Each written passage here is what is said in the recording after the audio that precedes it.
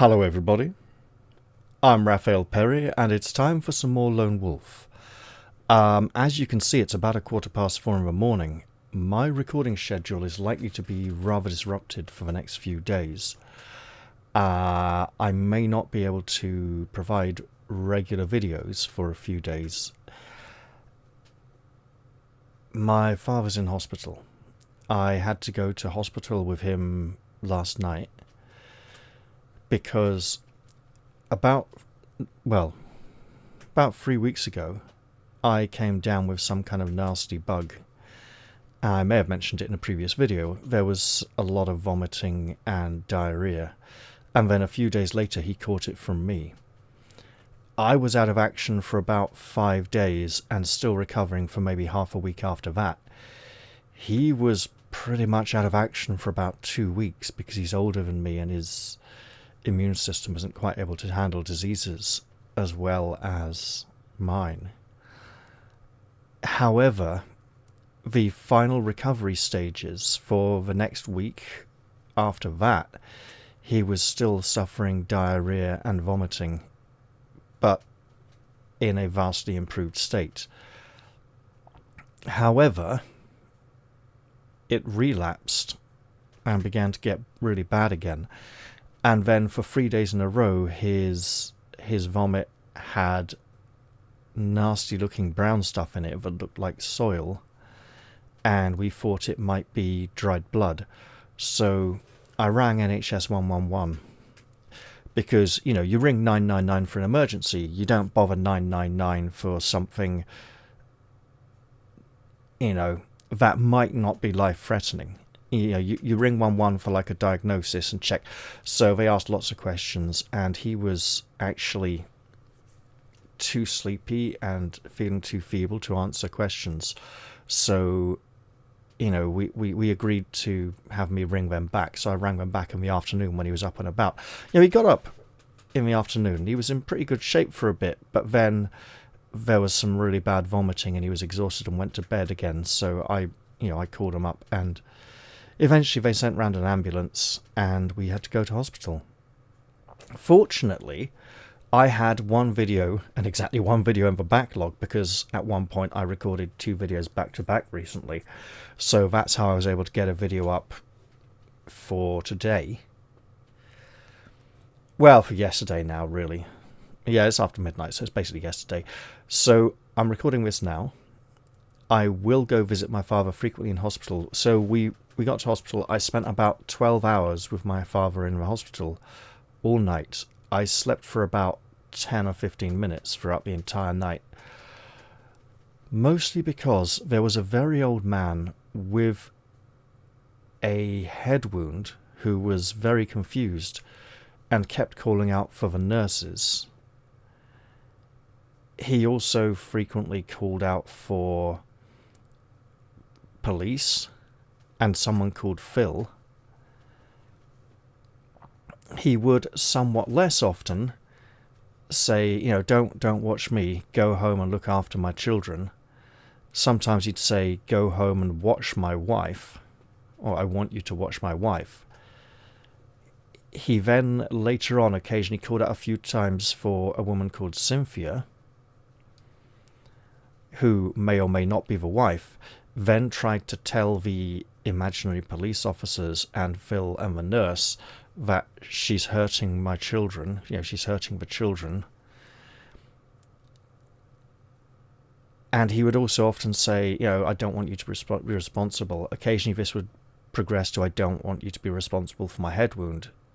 And this was often directed at the imaginary police officers. And at one point he said, officer, he's knocked me unconscious.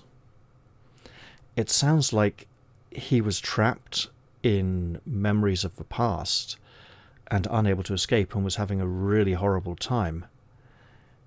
And to make things worse, the woman in the bed next to him had dementia, and she had cancer that had reached her brain and was affecting her ability to think. And she would constantly try to argue with him and tell him to shut up because she believed that he was bothering her or something. And this went on until about 4 in the morning. I think she got to sleep about 3, 3:15 in the morning, and he finally got off about 4 in the morning. Around 5 in the morning, he was back up making a nuisance of himself again. And honestly, while it was infuriating, it was really bad because the nurses would go check on him sort of every 10 or 15 minutes. But because he would constantly be crying out, "Nurse, nurse," they couldn't give him attention all the time because there were other people in need. And it was a bit of a case of the boy who cried wolf when he said, "Nurse, get me up quick. I'm going to vomit." They didn't. And they only found out about 5 or 10 minutes later that he'd thrown up rather loudly all over his bed 2 or 3 times. Also, he may have had a urine bag that he was asking for them to empty. For about an hour and a half, he was asking for it to be emptied. And it was just, poor man's really suffering. But it was quite unpleasant. There was also an amusing incident earlier on. One of the women in there made a mobile phone call, and it still baffles me that people use mobile phones inside hospitals, because you're supposed to have them turned off inside hospitals and airports and on aeroplanes because they can interfere with the very sensitive equipment that's being used there. And while she was in another cubicle, I could hear her, kind of cubicle, with the curtains, I could hear snatches of the conversation through the curtains, and what I heard, I had to suppress a bit of laughter. Now, I don't know enough details or information to sort of go hassle some of the nurses and say, "Hey, look, I heard this," because they probably got far more information than me about this particular patient anyway. But, what I heard was, "You strangled me.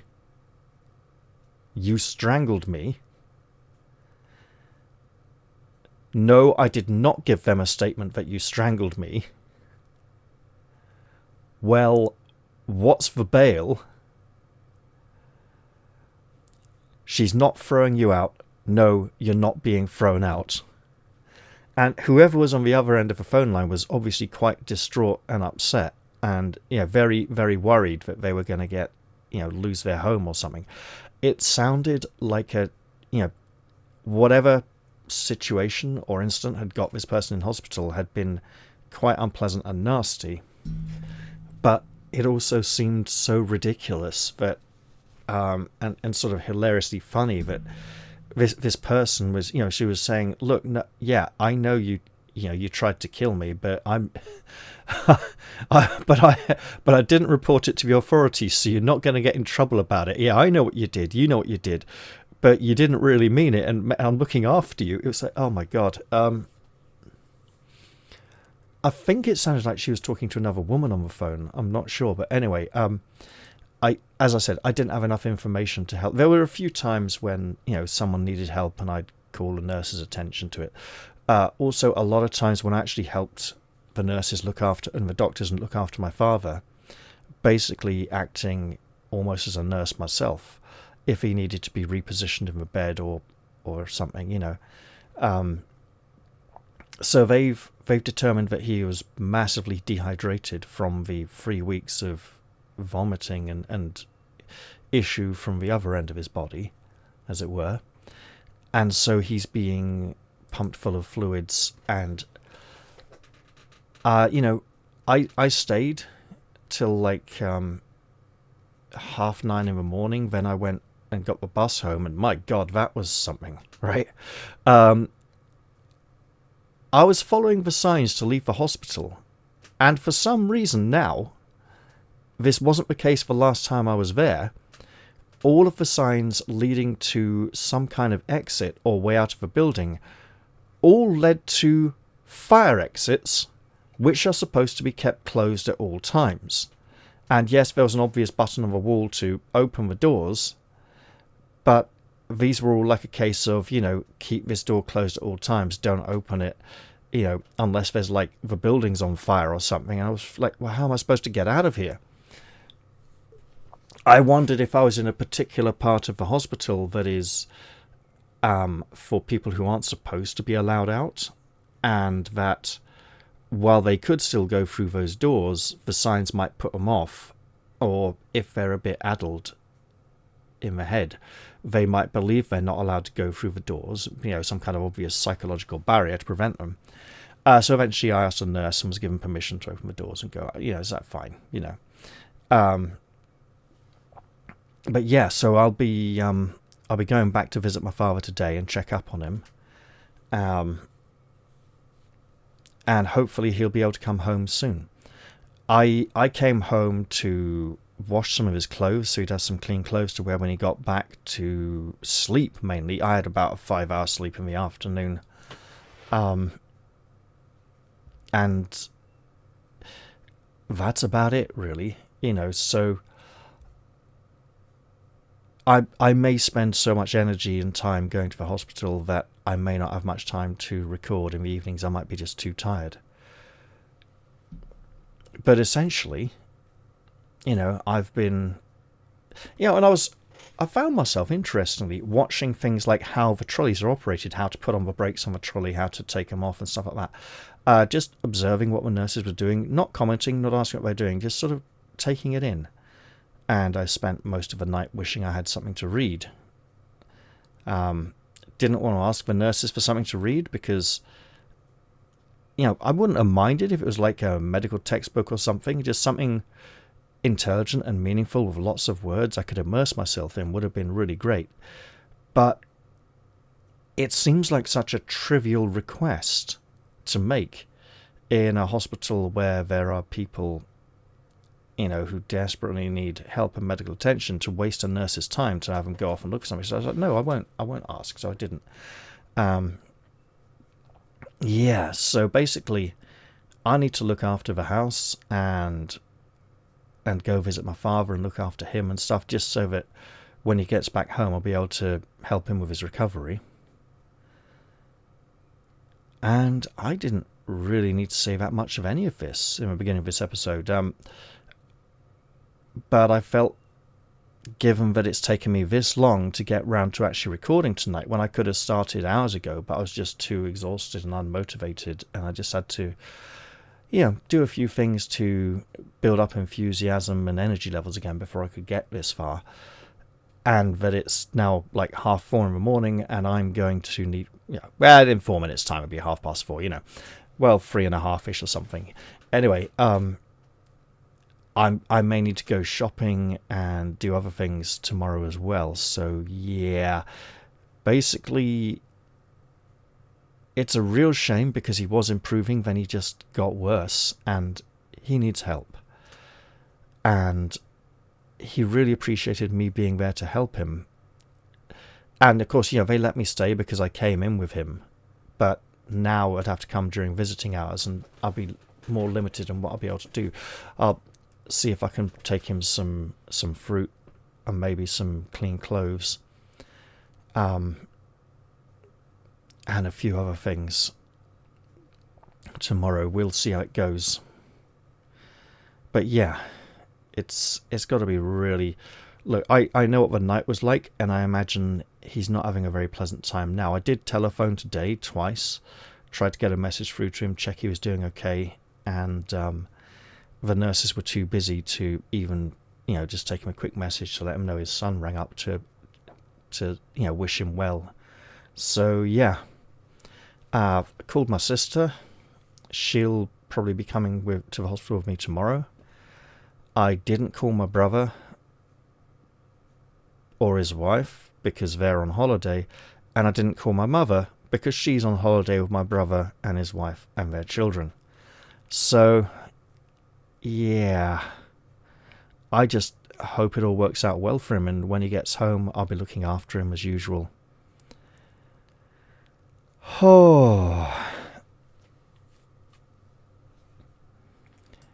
And people wonder why I took curing as one of the first Kai abilities. It speaks to me, it really does. It's almost as if I was using the Kai discipline of healing in real life. Not necessarily the Magnakai discipline of curing. I don't have a vast medical education or anything. Anyway, we're back at section 55. Given the lateness of the hour, I'm not sure how long this episode will be. We are currently on the road between Faro and Voina. We've reached a river barge place, and we may continue along the road to Faro, possibly, or take the barge there. Now, earlier, before my favourite encounter in the entire book, as featured in the previous episode, we had the opportunity to explore the tavern, or inn, which is, I think, the one that's run by the corrupt dwarf of the crossbow and his son with a big hammer or axe who tried to rob us. And I don't think there's anything very valuable to be gained from there. Maybe a bit of money, I don't know. But there was also that windmill, and I was thinking, is the windmill the place where Pydo shouts in this book? Because Pydo's shouting is a memorable encounter. He doesn't use his magic very often, but that is one of the few times when he does. And it helped, experiencing that shout might help remind us he is a warrior magician. He's not just some stranger who's with us. So far in the playthrough, he has been somewhat vulnerable, but also helpful. If I've missed the opportunity to witness that shout, so be it. And if not, hey, I'll be looking for that possibility in the future.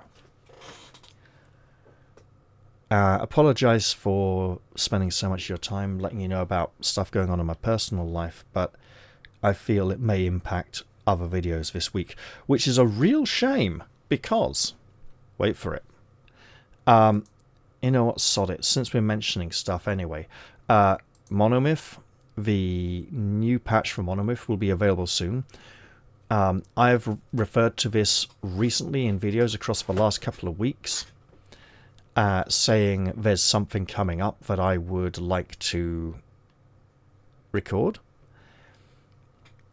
Unfortunately, the Monomyth update hasn't been pushed to the playtest branch yet, because the guy came across some problems that he needed to fix before he could release it, and he said that's going to take a few more days. And that was about a week ago, so I'm expecting the update and keeping an eye on it, checking every day. There are a couple of other things I'm looking forward to. Hey, let's just totally go behind the curtain here. So the Gothic 1 remake, it was due out on the 21st. They've pushed that to the 5th of next month now. So that's been moved. Wait for it. The odd title Zero Parades for Dead Spies, when you think no parades for dead spies would be far more emotive and emotionally drawing, Zero Parades feels kind of cold and intellectual. That's by the guys, well, it's not by the guys who made Disco Elysium, it's by the same company. Most of the guys who made Disco Elysium, I believe, sort of had a falling out, went their separate ways, and there was some kind of corrupt thing about one of them stealing a load of the money or something. I'm not sure of all the details. By which I mean it's something, it's been over a year since I was last familiar with the details. But they have come up with a new game, one of the successor games, because there were, about 4 or 5 games trying to be like Disco Elysium in the works, that some of them were by people who worked on the first game. So this new one from the same company hopes to evolve the same feeling, and I may very well grab that and play it when it comes out, essentially tomorrow at this point. To be clear, my Steam wishlist is not necessarily arranged in order of priority. It's arranged in order of the date I added things to the list, but every day I'm allowed to move 3 games up 1 spot towards the top. So stuff that's right down near the bottom, that was added recently, I may remove some of these. So I'm also allowed to move games down, but that would be one of the 3 games that moves per day. if I'm having a particularly good... So, Blades of Fire, I added that a few days ago. It has crept up above Decrepit, Guild Wars Reforged. Yeah, it might be nice to revisit Guild Wars at some point. Cthulhu, the Cosmic Abyss, may get taken off at some point.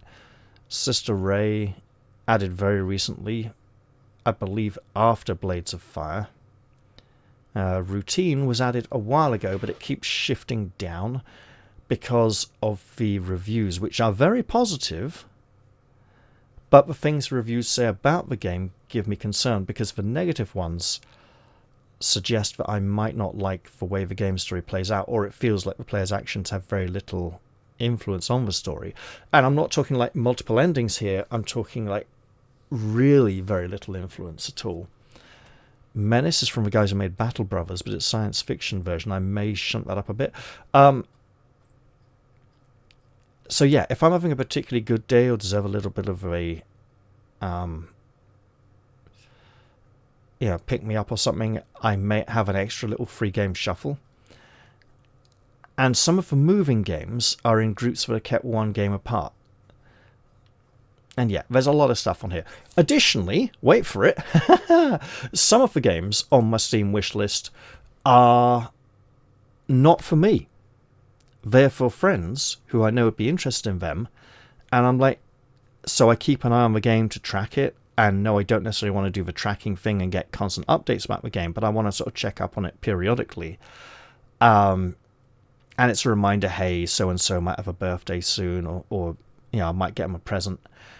So there are things on my Steam wishlist which aren't necessarily for me. There's also one or two games on there which are reminders to not buy that game or anything from that company ever again, essentially.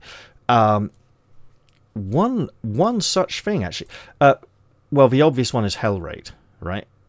Where are we? Hellraid. I will never buy Hellraid. Why will I never buy Hellraid? It was never released. Now, this is the second time I added Hellraid, because I removed it from my wishlist at one point, then added it again. Hellraid was a game that looked very similar to Heretic and Hexen, but was more of a melee-focused game. And they did do some trailers showing off gameplay, but essentially the people who were making this game abandoned it to do some crappy fucking zombie survival shit that they called, at the request of the publisher, Hellraid is unlisted on the Steam store and not appear in search. Yeah, that's because of all the fucking negativity they got on the game's forum. Why is this? Well, they made something called Zombie Island or Dead Island or Night Island or something instead. What the fuck is it they made? Dying Light, was that it? Dying Light 2. There's a reason these games are ignored. Or Dead Island, right? And guess what? You know what? If you're into zombie games and you like that kind of thing, cool. They do a very good job making those games. However, they were going to make this game, and it was going to be a lot of fun and very good. Like a kind of... it looked a bit like a sort of indie Skyrim with a more active combat system that people were really looking forward to and enjoying. And there were a lot of people very excited for this game to come out. Then it didn't come out. Then it didn't come out. Then it didn't come out. And after it had been... Wait, they've put a fucking release date? That's today. That is very suspicious. Planned release date 1st of January 1970. Game plans to unlock in approximately less than 1 hour. Yeah, that's a load of bollocks. So, after a number of years, people on the forums were concerned that fuck all was being done about this game. And then the company announced that, hey, we're reprioritizing, working out what we want to do, and this game, hasn't been cancelled, but it's on hold indefinitely. Meaning they're going to do fuck all with it, right? They pissed us about for years, annoyed so many fans that it probably cost them sales for some of their other games. And it's... it gets worse, right? They basically scrapped this to make Dying Light 2 or Dead Island 2 or whatever it is, the sequel to their first popular zombie game. And hey, you know what? Maybe they couldn't do anything good with this. They couldn't get creative enough, come up with cool ideas to flesh it out into a full game. But wait for it. What the fuck did they do? They released it as a fucking DLC for their zombie fighting game as a mode and called it Hell Raid as a joke many years later. But honestly, for like 4 or 5 years, there was a strong feeling that it was the Office joke.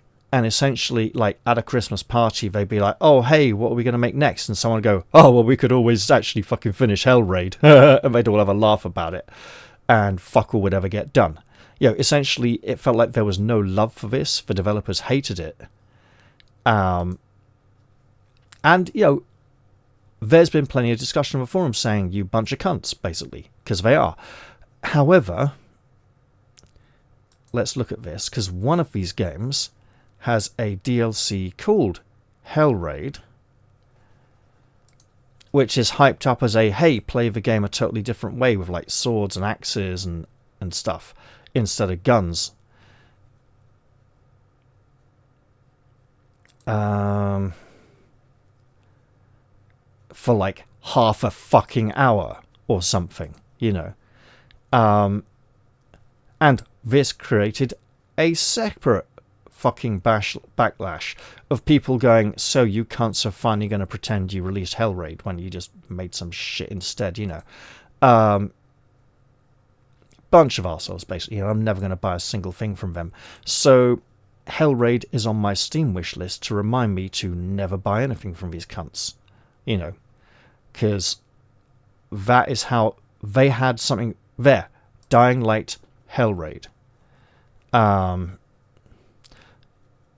And you're going around with a fucking gun. Look at that. First thing in the trailer. Boom! Gun! Fuck off! Dickhead cunt face. This was going to be a really cool game, and they made this shit instead. New weapons made it to the dungeon. Complete the load. It's just shit. Fucking £2.37. Discounted down from about £7. But so even at £7, that's like $10 American. Basically, they had the potential to make a really good game. They had the plans for it.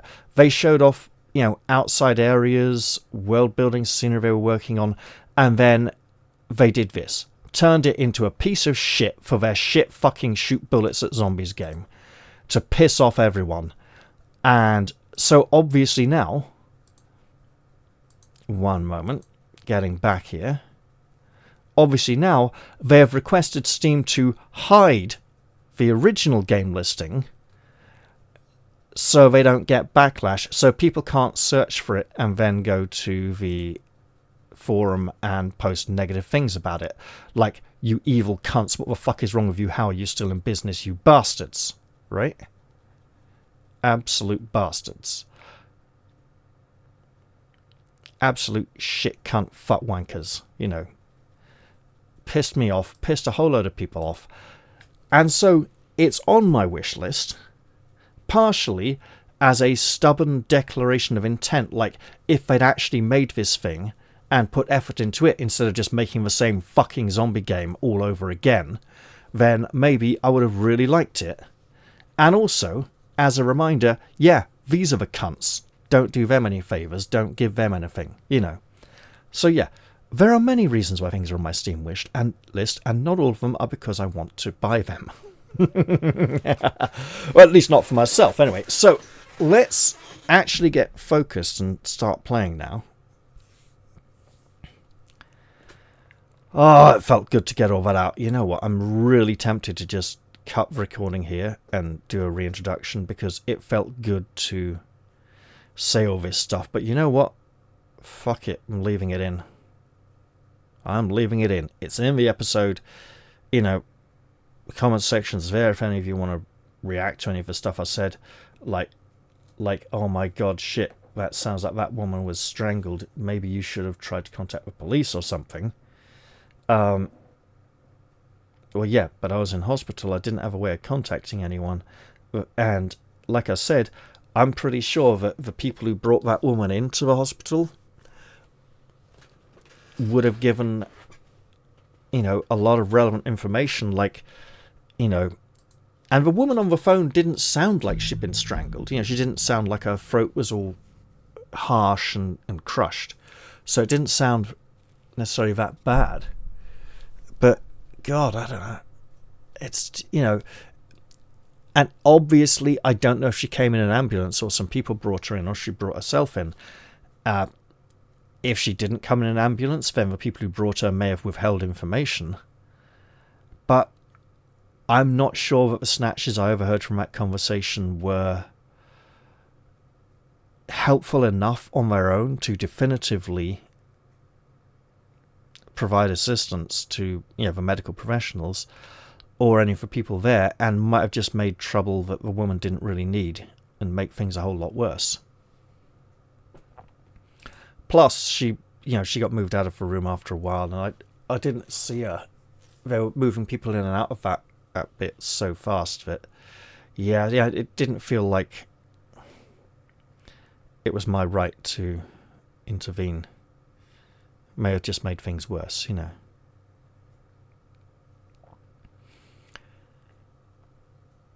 So here we are. We're actually really doing it this time, okay? Okay, fucking hell. How long have I been recording? Probably about 20 minutes. Right. One moment. You know what? I will do it.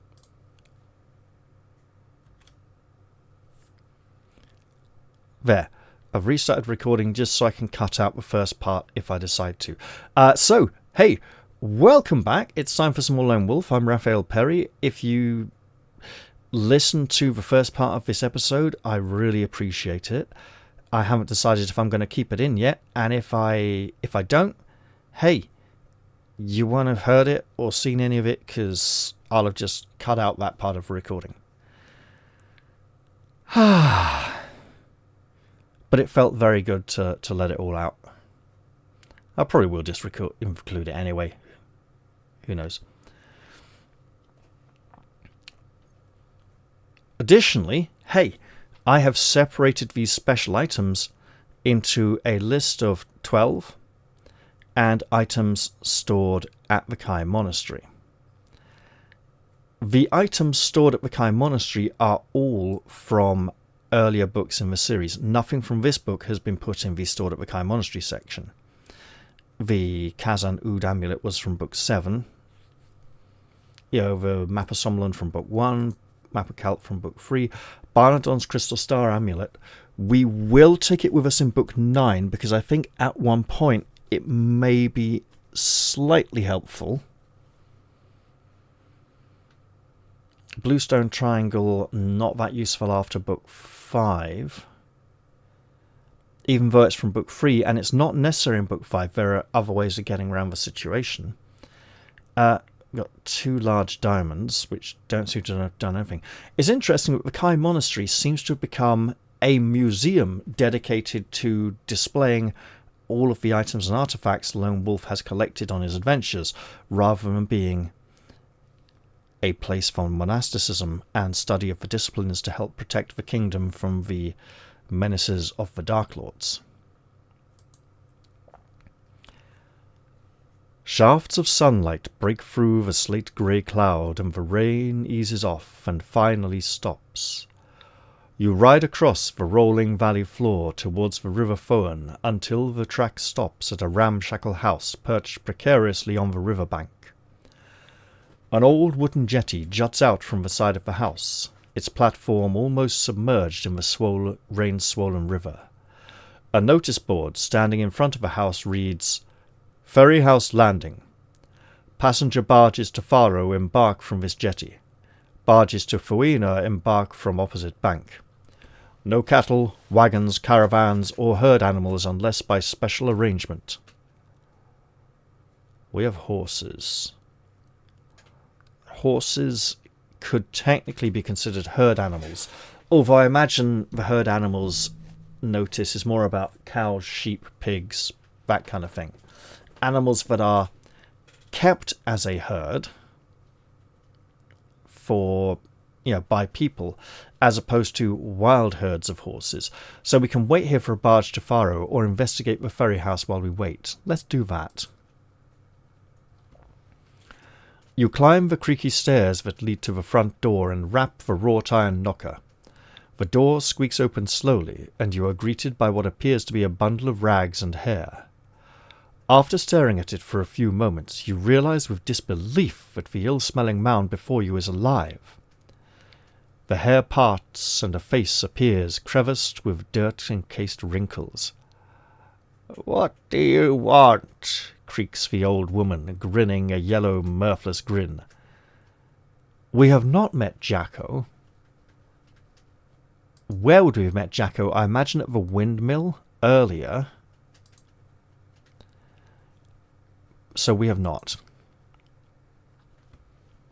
"You be wanting to go to Faro?" asks the old woman impatiently. "Or perhaps you be wanting your fortune told by my daughter, Tadia the prophetess?" Well, we are wanting a barge to Faro. But let's ask about this fortune teller. That wasn't advertised on the board outside. "She's the best fortune teller in the whole of Telestria," beams the old woman, full of pride.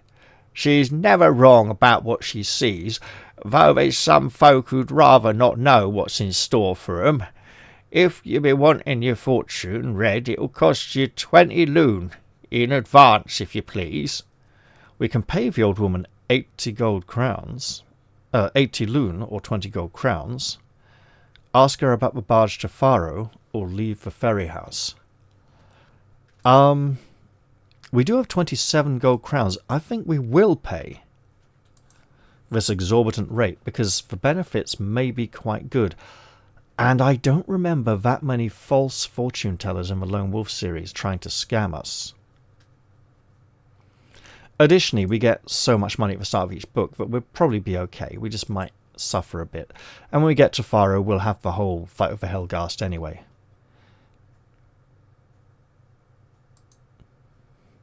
The old woman pockets your gold and leads you and Pido to a room at the top of the stairs. Books and charts are stacked high on shelves and scattered about the floor, and daylight streams in through a domed portal in the ceiling. Luckily, the rain has stopped. A massive bronze telescope is fixed to the portal, and below it rests a circular table of carved bone set with gems. Seated at the table is a beautiful young woman. Her hair is silken gold, and around her high, pale forehead she wears a circlet of jet inlaid with runes and mystic symbols. "I am Tadia, the prophetess," she says, her voice soft and lilting, "and you are Lone Wolf, lord of the Sun Realm, Skarn of legend."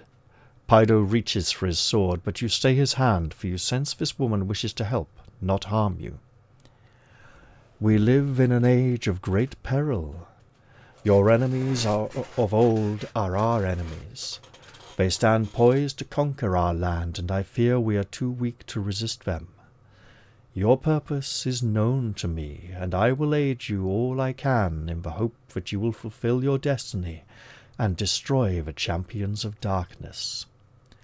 Tadia raises her arms and points towards the sky. Floating in the air between her parted hands appears a spinning globe of white fire. She tilts back her head and stares into this ball of flame, her eyes unblinking despite the fearful intensity of the light. "Your safest passage to the Danarg is through the Mordril forest," she says solemnly. "The road to Siada is fraught with danger. Only battle and death await you there." The globe flickers and fades, and Tadia returns her gaze to you. Let nothing delay your quest, Lone Wolf. The future of both our lands depends on your success. I'm just going to copy this.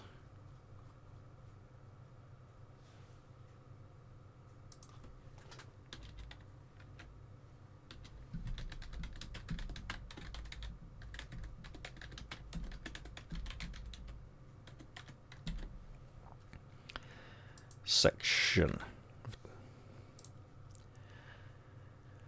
Before you leave, the prophetess offers you a choice of potions and weapons. You may take whatever you wish, but remember to amend your action chart accordingly. Choose from the following. A potion of Alitha increases combat skill by 2 points for the duration of a single combat. A potion of Lormspur restores 4 endurance points, enough for 1 dose. A broadsword, a quarterstaff, Rendalim's elixir, so this is how we would have obtained that. Restores 6 endurance points, enough for 1 use. That is very good. And a tincture of oxidine, or oxidine, I suspect oxidine in this case, restores 2 endurance points, enough for 1 use. That's very minor, especially as a backpack item, but it may have a particular use. A tincture isn't that something like you'd add, like a cordial almost? It's like specially mixed up and prepared. And I think it might be to do with eyesight, maybe.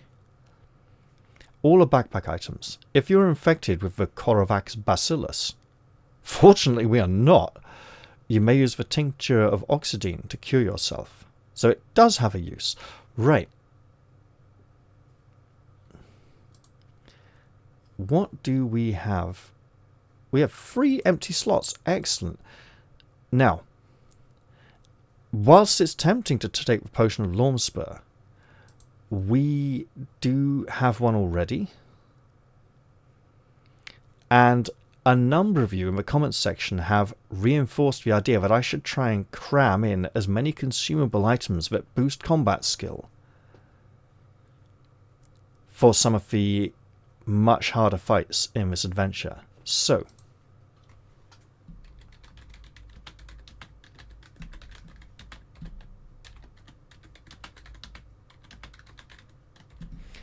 we'll take the potion of Alitha.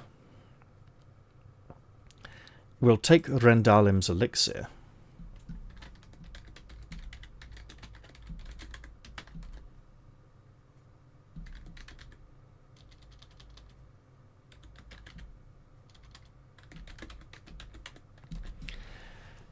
Because it can be an absolute lifesaver after the fight with the Helghast if we have eaten the poisoned food.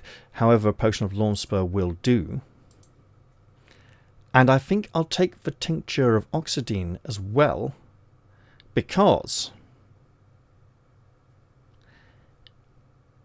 we are not infected with the Korvax bacillus, but it may heal other wound injury diseases as well.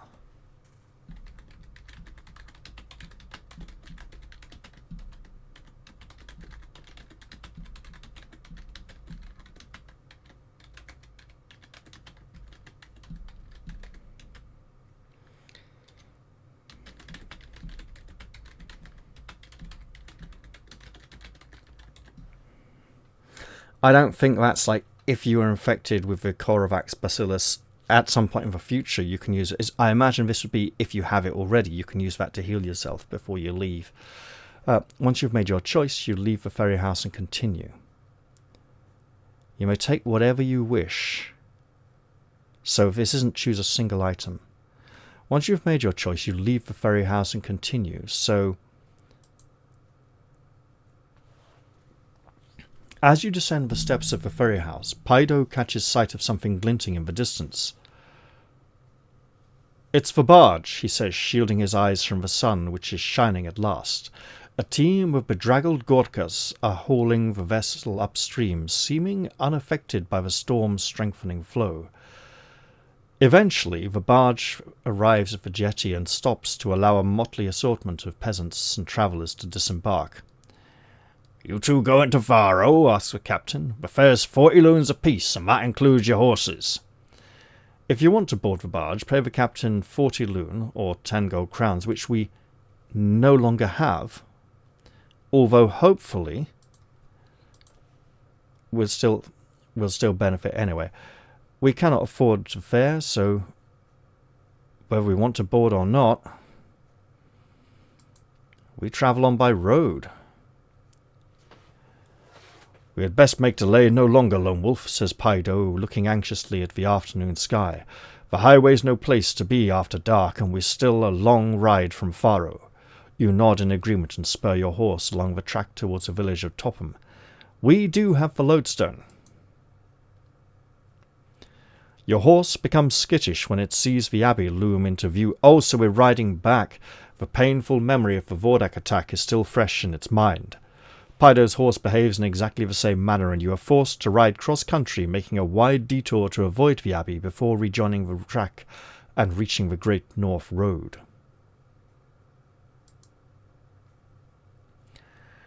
It is late afternoon when you ride into Stia, a village comprising a score of cottages and a dilapidated hut which sits astride the Great North Road. As you approach the tiny thatched hut, its stable door swings open, and an old man steps out of the shadows. He is wearing an assortment of antique armour and regalia that clanks and rattles like a cartload of rusty metal as he shuffles across your path, giving a bit of a Don Quixote vibe there. Not from the fact that the armour is mismatched and old, but the way he's described as moving and shuffling.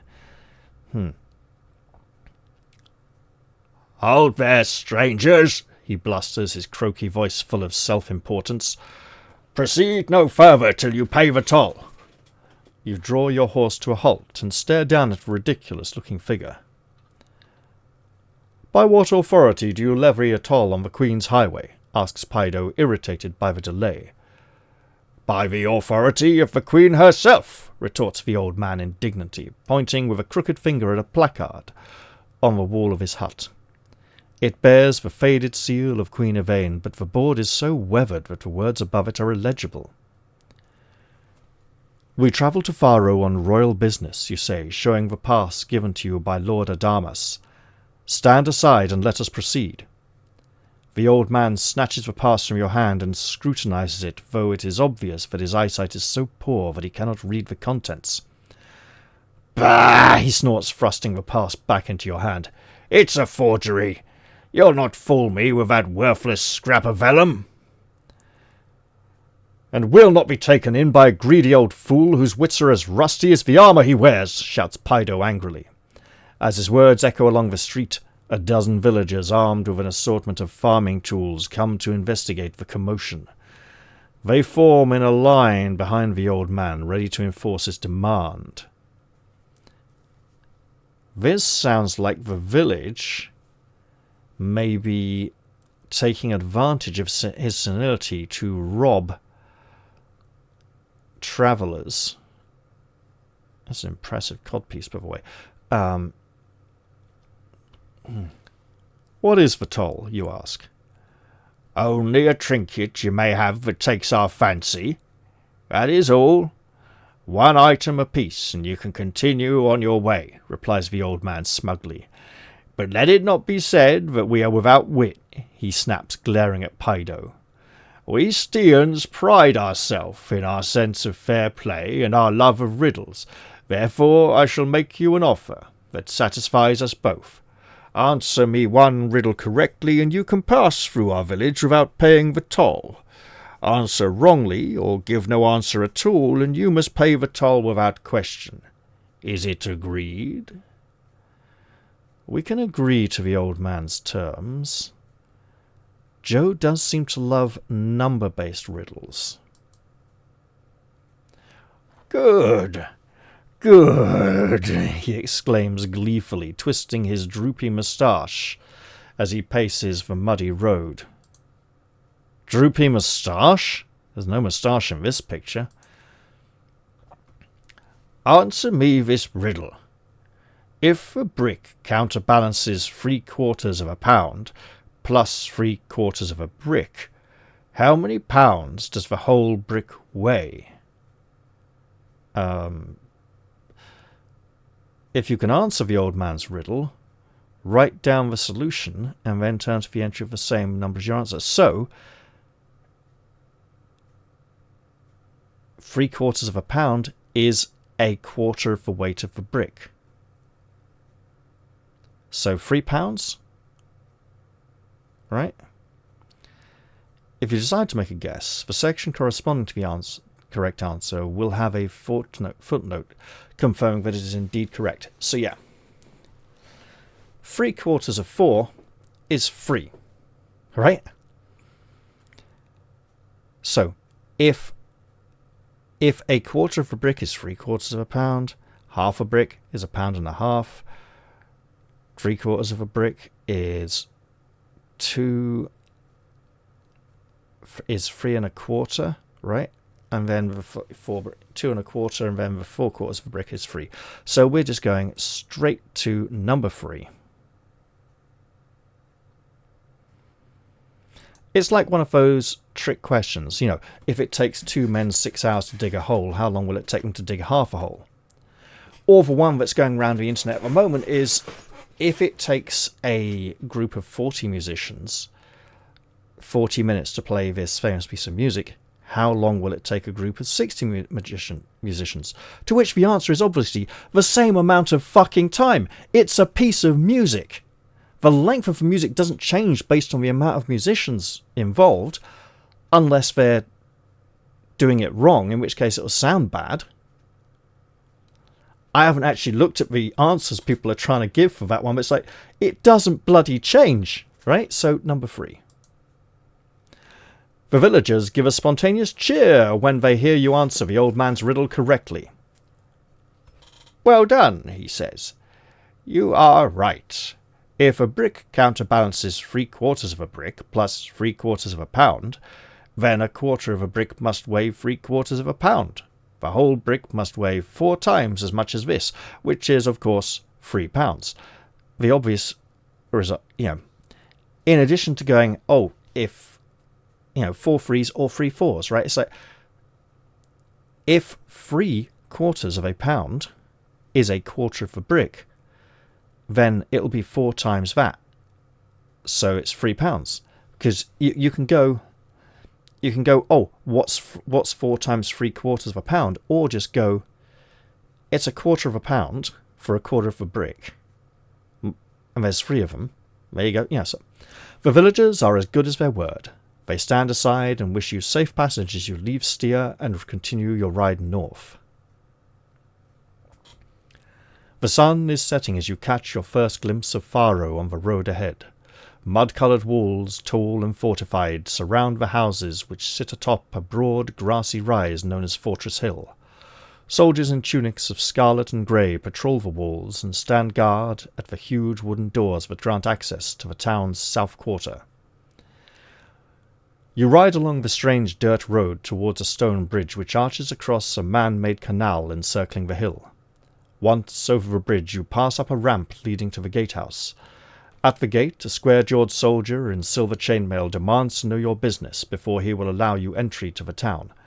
We can show him the pass, or not show it to him, or not have it. We will show him. Upon seeing Lord Adamas's seal, the guard returns to your pass, salutes, and commands that the gate be opened without delay. You pass through the gatehouse arch and enter an open courtyard. 2 avenues lead from the courtyard, Copperpiece Lane and Hogfoot Run. Hogfoot Run, something to do with pigs. Copperpiece Lane, something to do with money. We don't have a lot of money. I'm not sure which of these is likely to lead us towards the mapmaker's daughter, who we would like to visit again. So, fighting fantasy rule, we go north, further into the city. You follow the north-winding street, passing rows of dusty houses and shops. The noisy clack of window shutters signifies an end to another day's business as the shopkeepers close for the night. The street turns eastward and begins to climb Fortress Hill. Halfway up the rise you approach a squat building of green glazed stone. A fat merchant stands in the doorway, waiting impatiently for customers despite the late hour. "Good evening, gentlemen," he says in a thin and wheedling voice.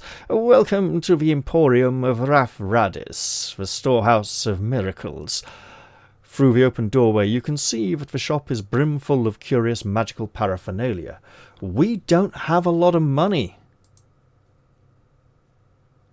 but let's step inside anyway. Row upon row of glass-fronted cases fill the shop. They house many thousands of curios, each one bearing a tag and neatly displaying the price of the item. There is scroll parchment for spells, cubes of rare metal, amulets, talismans, ritual candles, potions and powders, rings and rods and relics of long-dead heroes. And if some of you may be wondering what is the difference between an amulet and a talisman, there is an actual difference. It is believed that the amulet keeps... what is it? One of them keeps bad luck away and the other one attracts good luck. So they both achieve the same thing but through different means. So the difference is not in how it looks, how it appears, but in what it is believed to be able to do. The display is fascinating, but your attention is drawn to one item in particular, a ring of translucent grey crystal. Oh yes, so a lot of people use the two words interchangeably, just using whichever one they fancy more, or whatever sounds better in terms of the sentence structure or phrasing they're going for. But there is an actual difference, technically, to bear in mind when using either of those two terms. So the display is fascinating, but your attention is drawn to one item in particular, a ring of translucent grey crystal. Your basic Kai senses reveal that nearly all the mystical items for sale in the shop are simply clever fakes designed to fool the gullible, but the grey crystal ring radiates an energy that is genuinely magical. The price of the grey crystal ring is 120 loon, which would be 30 gold crowns. We don't have anywhere near that much, because of the loss of so much money in Book 6 and Book 5, I believe. I seem to vaguely remember that this is a very good item. If we had not gone to visit Tadia the Prophetess, we would not have gained the clue about Mordril Forest, although we could have just chosen to go that way anyway. So that definitely feels like... I mean, we got some nice potions, but we could theoretically skip the potions, save that money, and we would have still needed to find 3 more gold crowns on the way here. Or, what, 12 loons? If you wish to purchase the ring but cannot afford 120 loons... What's this, a haggle? The merchant is quick to note your fascination with the grey crystal ring. He offers to exchange it for any special item you may have that is of equal interest to him. He would exchange a lodestone, a jewelled mace, or a silver helm for the grey crystal ring. Now, we left the silver mace, the jewelled mace, behind at the Kai Monastery because we wanted to be able to carry all these things with us. We could have brought it with us. I feel that the lodestone may be necessary later on, and we don't want to give up the silver helm. However, if you possess any of these special items and wish to swap one of them, do so, remembering to make the necessary adjustments to your action chart. To leave the shop and continue, I suppose then we may be asked if we got the grey crystal ring. Now, remember, when we obtained the lodestone, we were informed that a number of future sections would assume we had it, and so not to discard it. However, this is an option to trade it. This isn't discarding, this is an active swap. This is like essentially saying don't give it to the villagers if you don't answer the riddle successfully.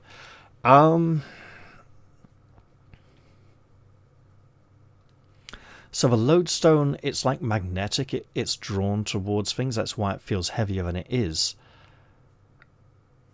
I think I will make the exchange. But if it becomes a problem that I don't have it later on and it is assumed that I do, I may have to abandon the ring. Grey, it's not silver, it's grey crystal ring.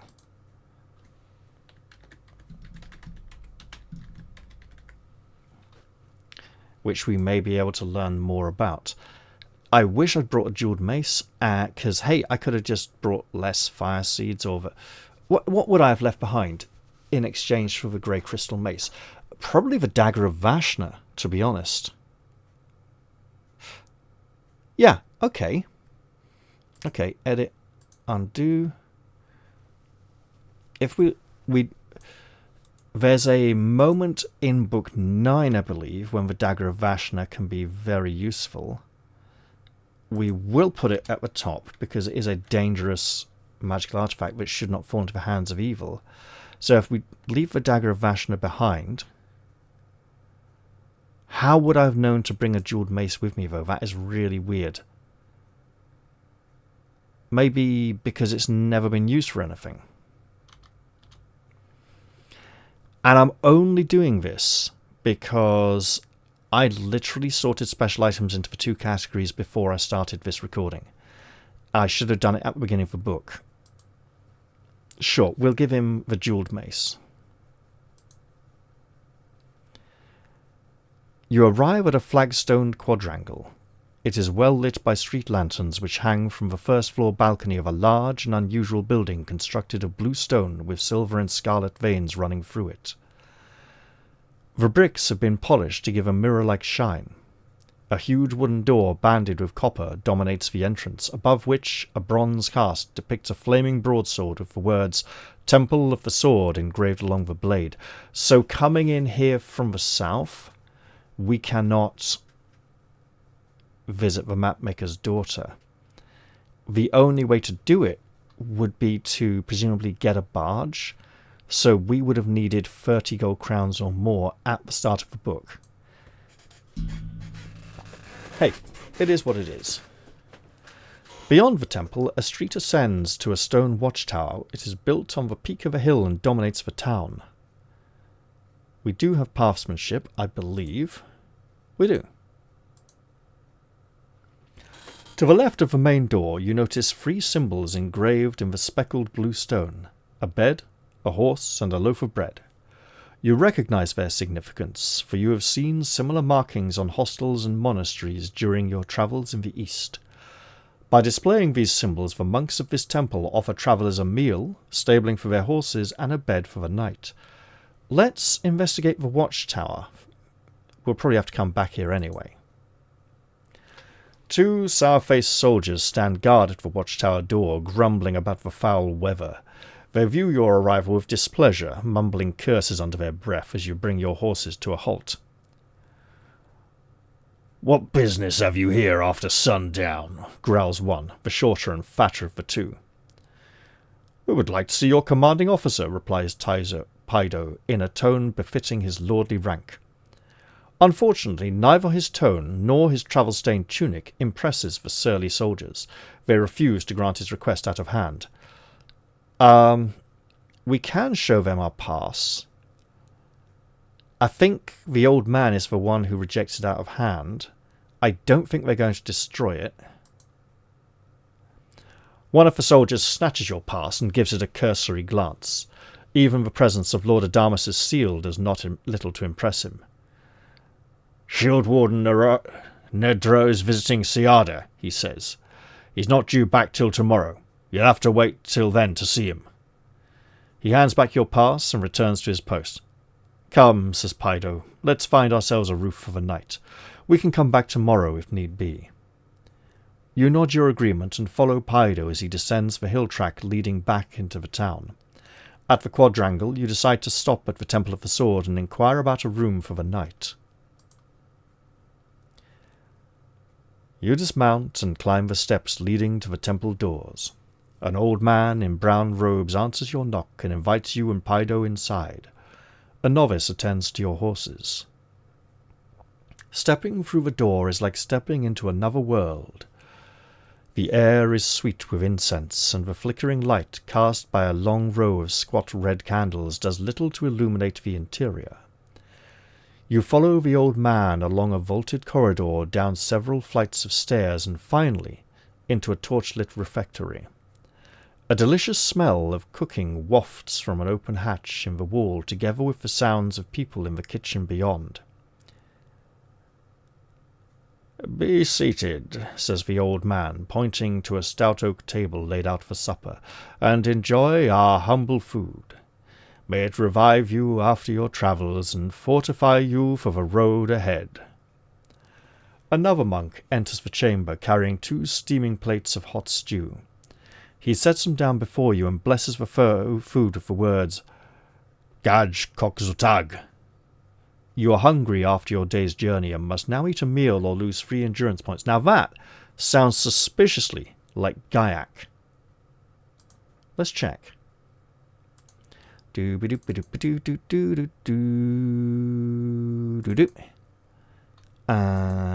the Magnamund companion. Do I have a... Okay, one moment. Do I have a copy or not? Otherwise, I'll just look it up on Project Aeon, you know. I'd say not. Interesting. Okay. Well, we know where to find it. Right, here we are. So, got the Magnamund companion loading up. I'm not sure why I don't have a copy. Table of contents. The Gaiac language, page 70. Right, so... Does it? Fuck off. Now, Gaiac language is spoken backwards, as in the sentence structure is backwards. The structure of Gaiac sentences uses the simple grammar of subject, verb, and object in that order. Any words that modify other words will follow them. For example, the English sentence, "The enemy of the Gaiacs escaped the black doomwolf of the great forest," would be organized in Gaiac as follows. Enemy of Gaiacs / escape, the subject, verb, doomwolf, black of, object, forest, great. The simplest form of this sentence is enemy, escape, doomwolf, with the following modifiers. The subject, enemy, is modified by Gaiacs. The verb escape is put into the past tense by using the adverb ranad. The object doomwolf is modified by the adjective black and the prepositional phrase of forest great. This is the basic structure of the Gaiac language. Why did I think it was also reversed? The following pages contain the most commonly used Gaiac words. So, rogag, future tense, ranad, past tense, full stop, comma, question mark, numbers. Aki, ig, ga, rorag, ishrak, naga, na, shah, shak. Ooh, 8 for shah and 9 for shak is ishkarig, da aki, da ig, da ga, da rorag, da ishrak, da naga, da na, da shah, da shak, gogos. And Gogos Aki. Do we then go to just Gogos and then there's like a 30 or something? Right. Gaiac word list. So, we are looking for Gaj, Kog, and Zutag. Oh, damn it. It's English to Gaiac, not Gaiac to English. Right. Gaj. Die. Wow, okay. Yeah. I was correct. Cog.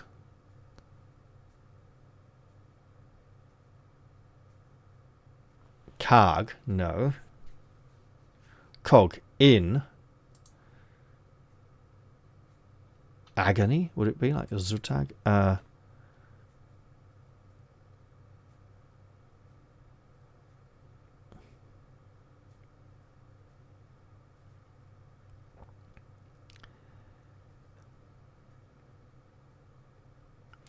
Zut, wrong, bad. So there may be an ag that is added to Zut.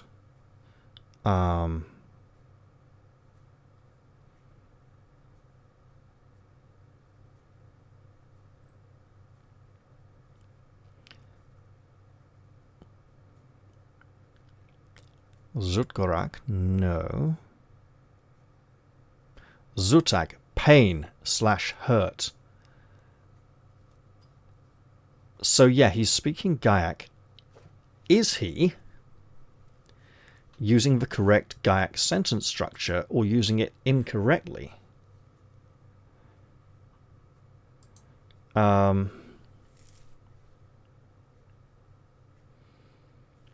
The subject is us, right? The verb, die. The object,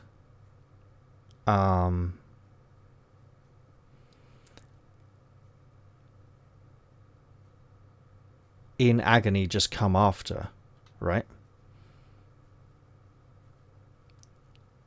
Because if the agony was the object, then it wouldn't be die in agony, it would be die agony in, because of the words that modify going after. We should clearly not eat this food. We did bring some with us, so let us consume that. I'm not sure if we should warn Pydo. However, the monks will observe that we are eating our own food. Despite the tempting aroma, you push the meat stew away and settle for the dry provisions you carry in your pack. Now, are we supposed to... Is this supposed to be a little spoiler for people who have the Magnamund companion? Or are we supposed to go, hey, that looks a bit like the Gaiac tongue that the Darklords and all their minions are so fond of using, and pick up on that as a clue? I think I might have even mentioned that when I was here the first time.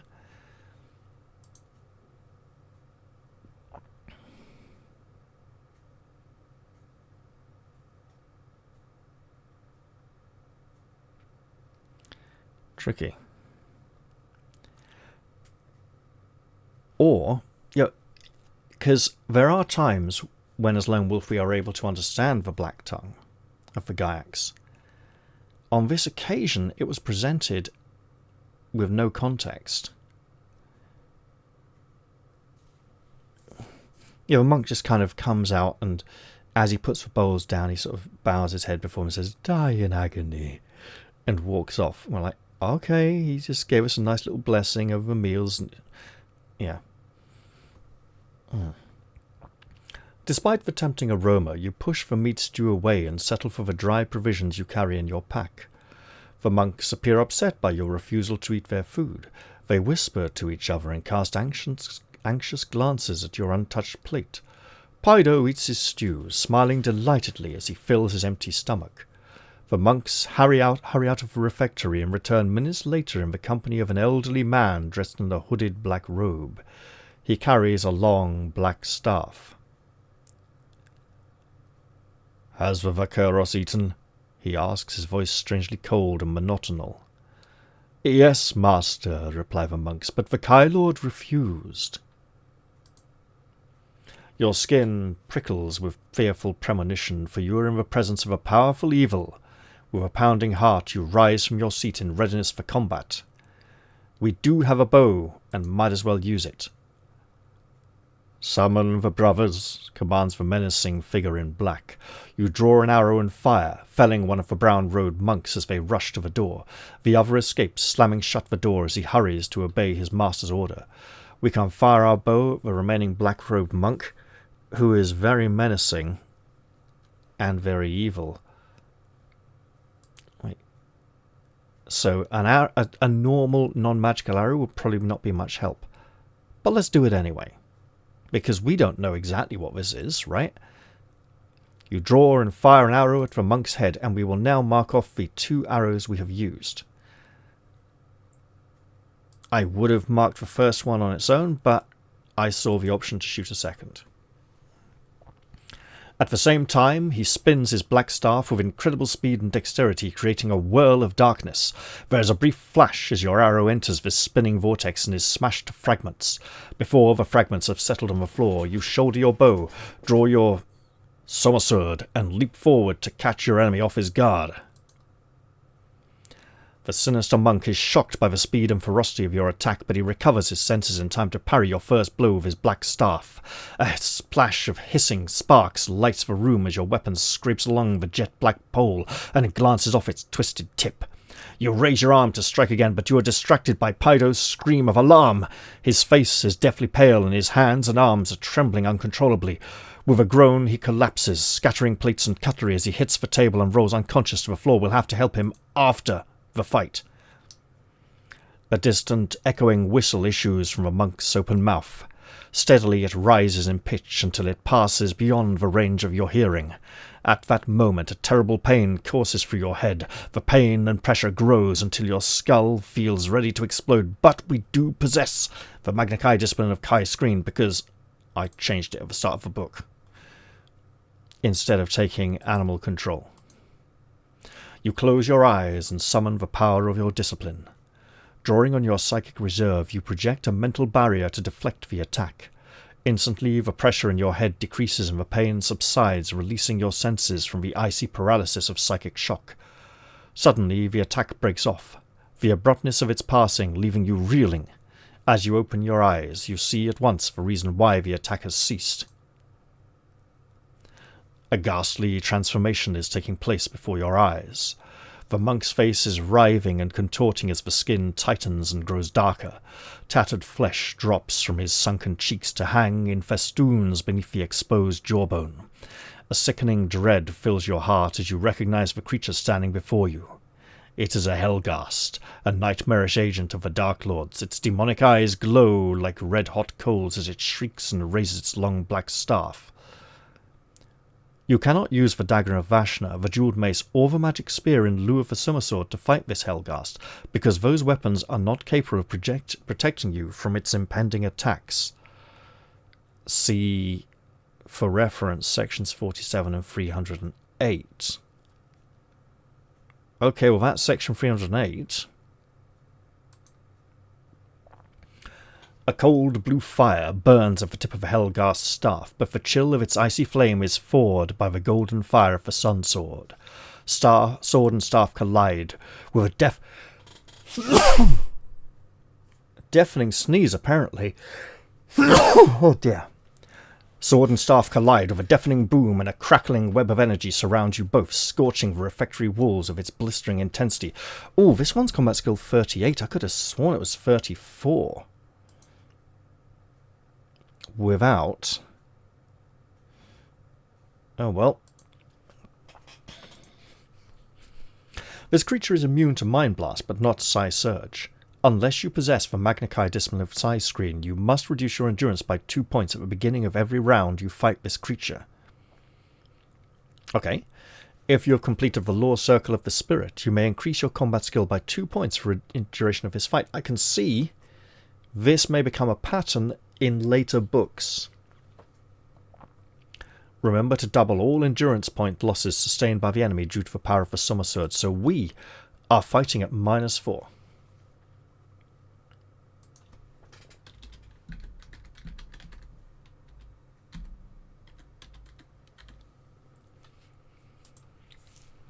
Guess what? We have a potion of Alepha, which I would have liked to save for a later encounter, but let's go for it. That bumps us up to 36.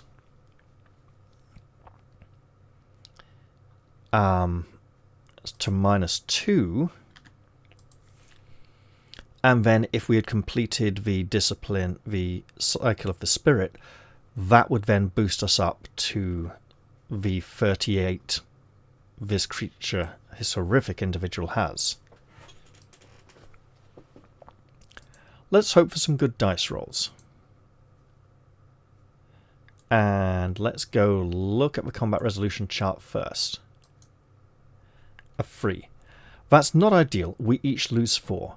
Except we don't. Lone Wolf suffers 4 points of damage. The horrific Helghast suffers 8. We are currently exactly double its endurance total. Let's roll again and try and roll higher than a 3. Okay, a 5.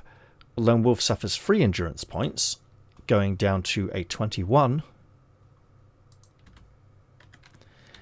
The Helghast, however, loses 12. So, even fighting at a disadvantage, the power of the Somersault doubling the damage makes up for the combat skill deficit. Our foe is suffering far greater losses than we are. That is for certain. We have lost 8 endurance points, and it has lost 20. We roll another 3. Oh, okay. Lone Wolf suffers 4 more damage, being reduced to a lowly 17 endurance. However, the 8 dealt to the foe reduces it to 20. We are now much closer in total. An 8. Lone Wolf loses 1 point of endurance, and 18 are dealt to the enemy.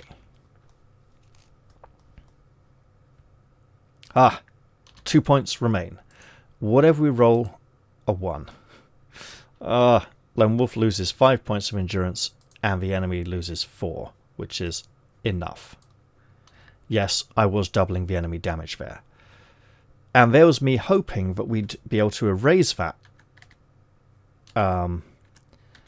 That's 16 and goes straight back up to 17 on the next section. The Helghast vents a cry of rage and despair as you strike the blow that seals its doom. It crumples and falls, its flesh transforming into the vile green gas. All that remains is the torn and shredded robe that once concealed its identity. Your mind reels at what has just occurred, but you dare not dwell on the fearful implications, for you can make out the sound of feet running down the stairs beyond the locked refectory door.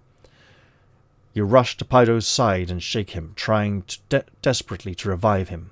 He groans, his head lolling from side to side as you drag him to his feet. There is now only one escape route from the refectory, the hatch in the wall that leads to the kitchens. You lift Pydo across your shoulder and bundle him through the narrow opening, but before you can pull yourself through, the door slams open and a rush of monks pour into the refectory. We could ignore them and climb through the hatch. How do we get to the Dark Lord image? Because this is interesting. So they go and fetch him if we don't eat. If we do eat, they take us to see him in his chamber, and that's where we get the vision. We do have a bow, sure. Your arrow fells the leading monk, pinning his forearm to his chest. Wait. One section. Okay. Puts us back on 12 endurance points. The others falter, stepping back to stare at their slain brother and the smouldering remains of the Helghast. "What manner of demon are you?" asks one incredulously. "A murdering sorcerer," says the monk at his side. "A soulless butcher," accuses another. For all their bitterness, you sense that these monks are unaware of their leader's true identity. Although they were happy to steal our horses the next day, they believe you came here tonight to murder their master, and his smoking remains convince them that you have accomplished your goal. Before you can utter a word, they draw short swords and attack you, raving like men possessed. The monks of the sword have a combat skill of 24 and 42 endurance points. You know. Right. So we're fighting at plus 10. No, we're not. We're not, are we? We're in 34 or 32. And they have, technically, 42 endurance points, but not really. Owing to the swiftness of their attack, you must fight the first 2 rounds of combat unarmed before you are able to draw a weapon. Oh. Because of their state of frenzy, they're immune to Mind Blast, but not Psi Surge. Since we are fighting without a weapon, that reduces our combat skill by, I believe, 3 points.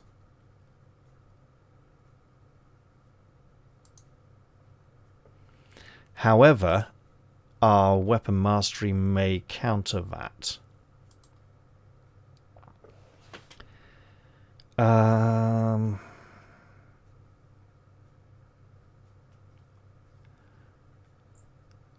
Not listed. Equipment then?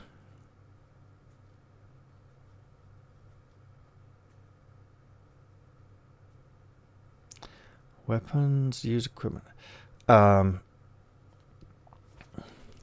If you enter combat with no weapon, deduct 4 points from your combat skill and fight with your bare hands. However, improved disciplines, weapon mastery. Yeah, so we only lose 2 points from combat skill instead of 4. So we start in plus 8. Which is still pretty shocking, really. So, this column. We roll a 1. Lone Wolf suffers 4 points of endurance and the enemy loses 7. This is actually bad.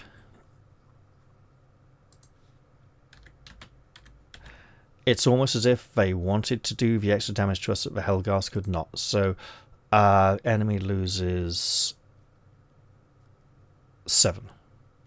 Sure. Taking them down to 35. We fight again. A 7.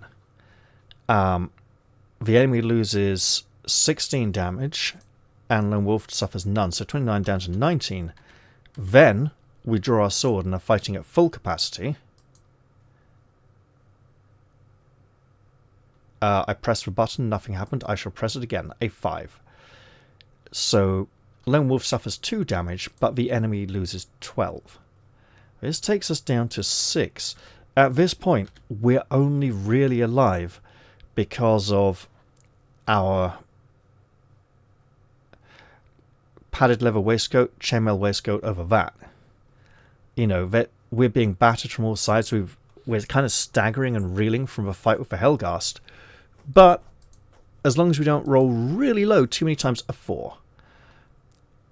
Lone Wolf suffers 2 damage, the enemy suffers 11, which will absolutely finish them off completely. Wait, a 5 and 4. I didn't do the damage last time, did I? The 5 is 12. Yeah, that's it, isn't it? They're done.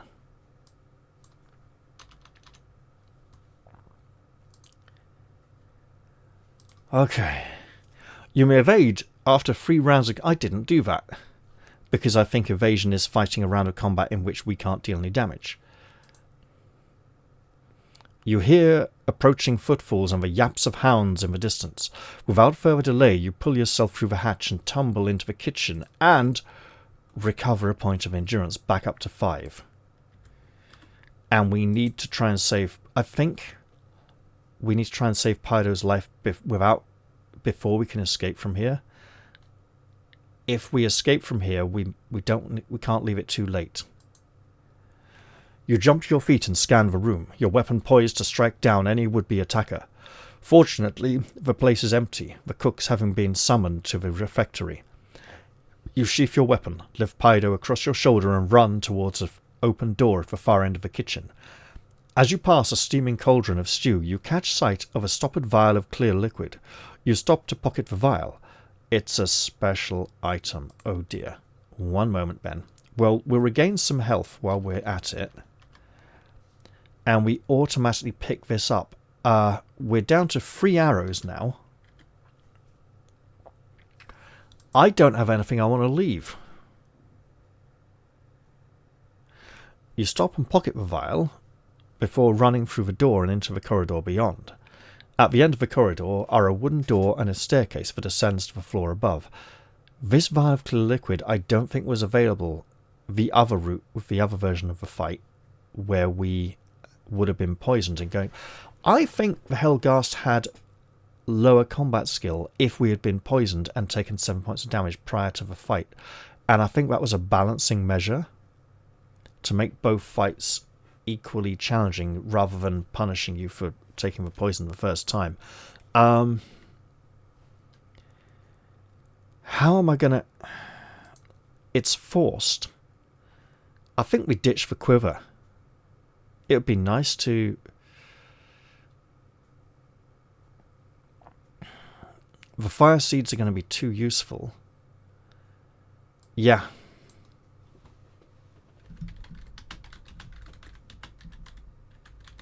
And we find a way of getting another quiver of arrows, which can probably take one at the beginning of the next book. In fact,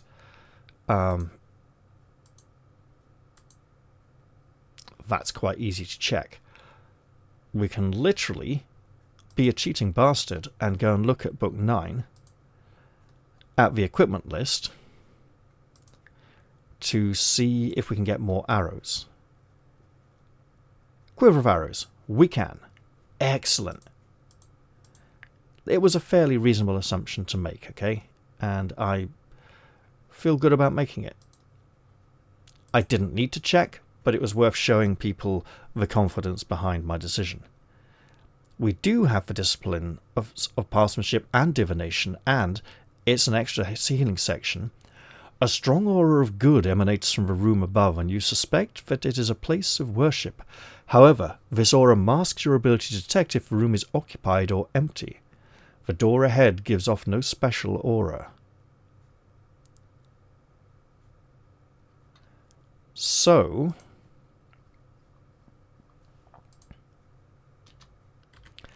no special aura, but theoretically this is a dead end, go in, search the room, then go up.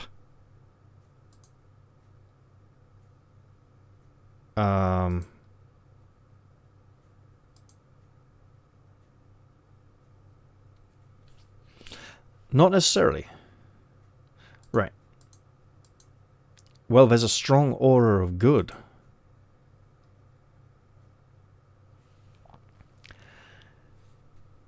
Okay.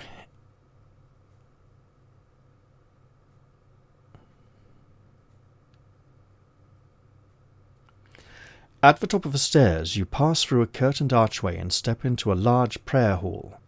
A central aisle separates the pews of white wood which face a golden pulpit with a fascia shaped to resemble a flaming sword. Carefully you rest Pido on a pew and examine the glass vial you found in the kitchen. Your fears and suspicions are soon confirmed. It contains poison. A clear, sticky fluid. The clear, sticky fluid is sap from the nardurn tree, a substance used frequently by assassins because of its lack of flavor or scent. In which case, I don't know if we need to keep it now. Which would explain why we automatically pick it up and bring it here. The monks must have put some of this poison in the food that Pido unwittingly consumed. The sap is deadly, and you must act quickly if you would save your companion's life. So...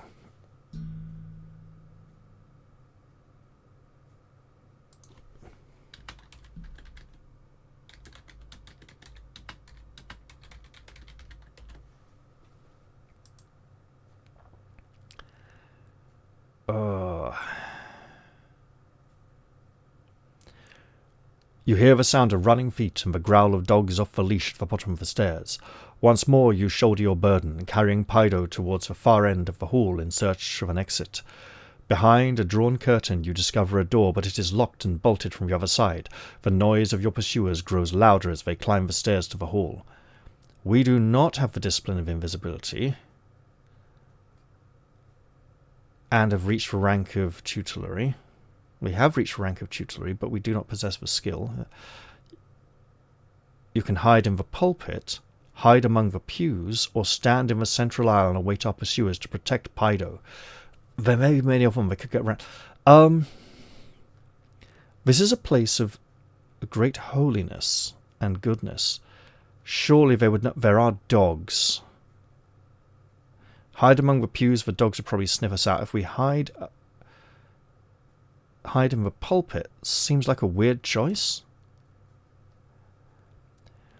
You climb the steps to the pulpit as swiftly as you are able and rest Pydo in the recess behind its sword-shaped fascia.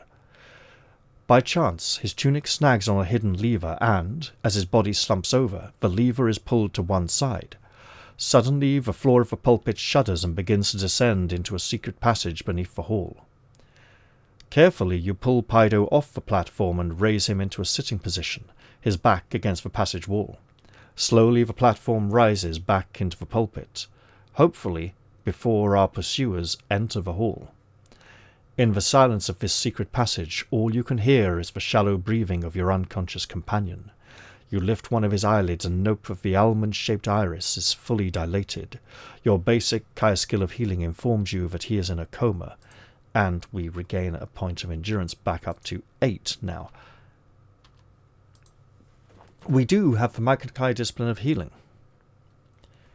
I think this may be the same sections as after the vision of Lord Nag and the other hall that we would have been taken to fight the Helghast.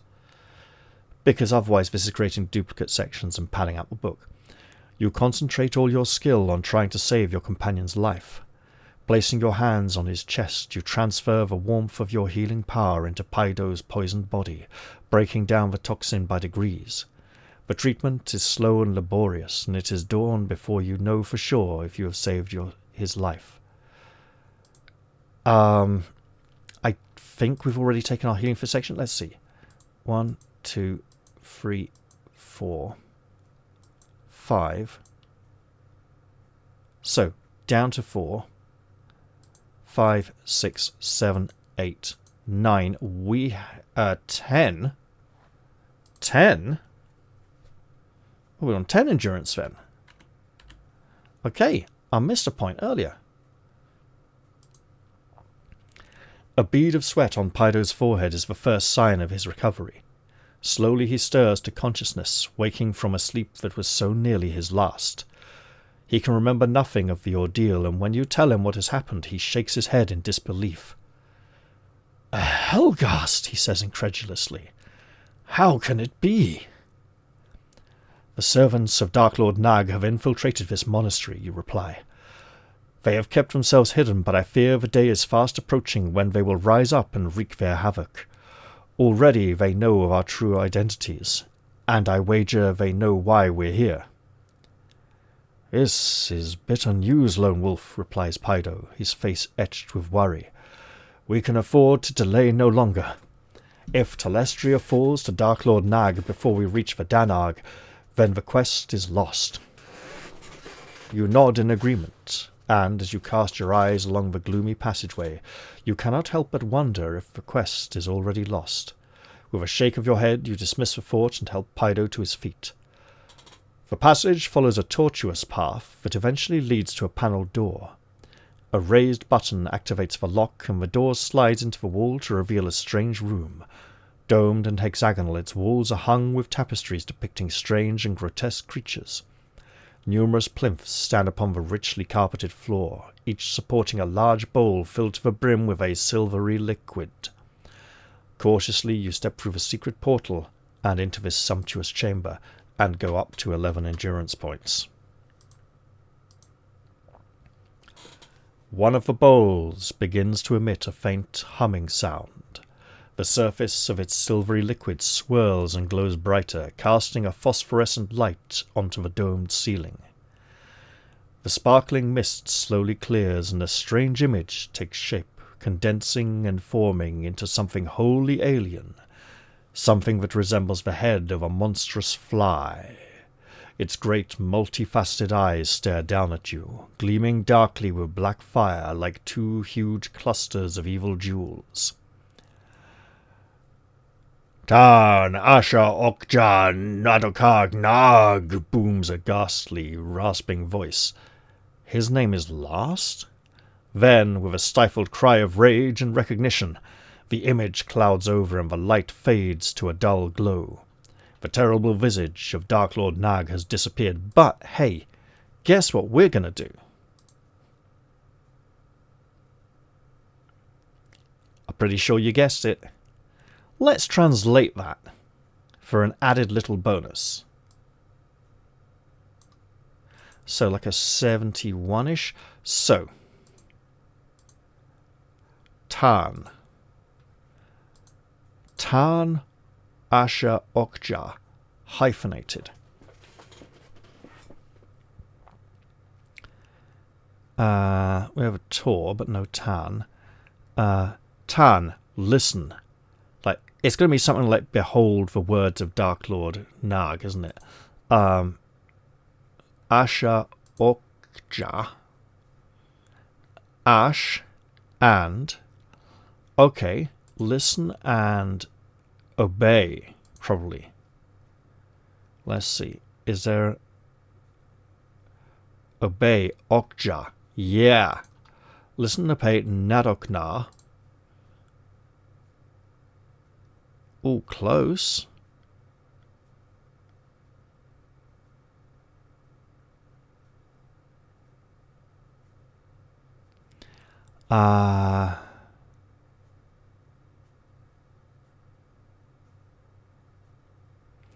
And of course, Nad, dark, Ok, well, it's Old Norse for and, or an Anglo-Saxon for and. Oh, no, it's slightly different than Anglo-Saxon, isn't it? Okja, wait. Nad, Okna.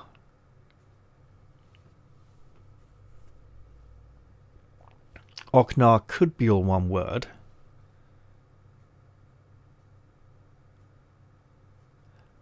Ok, I. So listen and obey. Dark, I. Me. Na.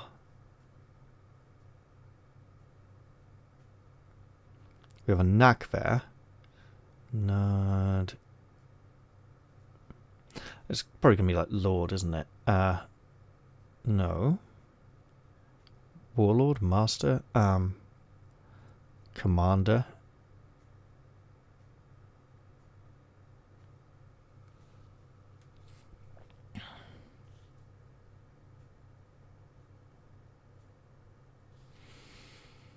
I'm not seeing Na, bizarrely. Nudge.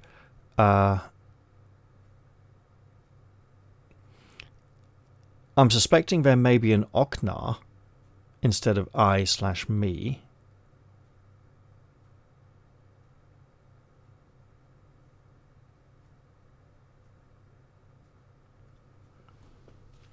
We have Augar, not quite. Although that would have made sense.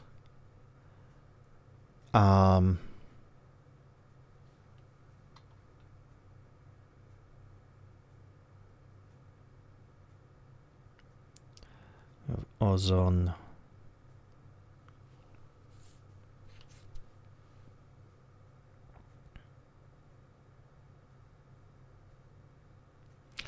I mean, I think we've got the gist of it, right? Okgan, no. Okna, lead, officer. Okay, dark leader, commander of the darkness. So yeah, Dark Lord, we found it. So, listen and obey, dark leader, Nag. Right, hear me and obey. So, by the gods, gasps Pydo, shocked to the core by what he has seen. What manner of beast was that? But you do not reply if you sense that he already knows the dreadful answer. Swiftly you search the chamber, and go back up to 12 endurance points, and I think there's another sneeze coming on. Behind a throne-like chair of chiseled stone, you discover several useful items. A sword.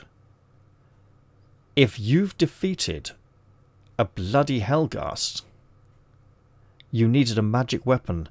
A non-magical sword isn't really going to be a major...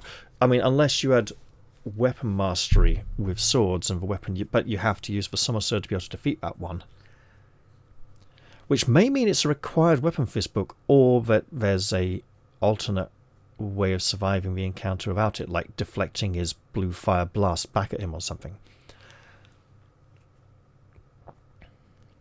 So, a sword, a bow, 3 arrows, and enough food for 2 meals. Well, let's take some more food, because we can always ditch it for something better, if need be.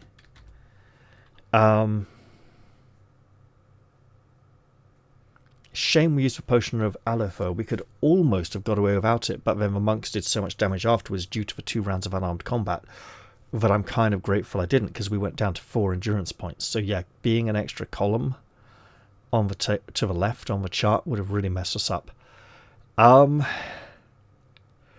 Right.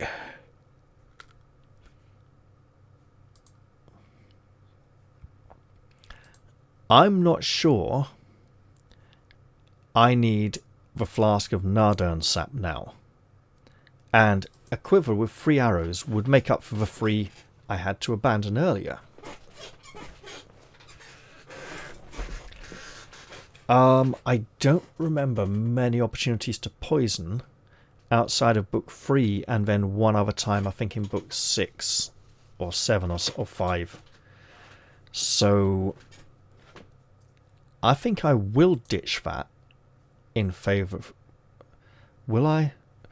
No, I can arguably manage without arrows for the rest of the book, but it feels like there's going to be 1 or 2 situations where firing an arrow inside the swamp itself will be very useful. Sure, I'll ditch for poison.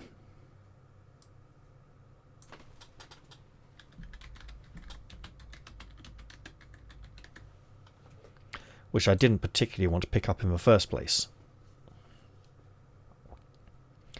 And I have so many potions to consume in an emergency that arguably carrying a flask of poison in among them is not the best idea.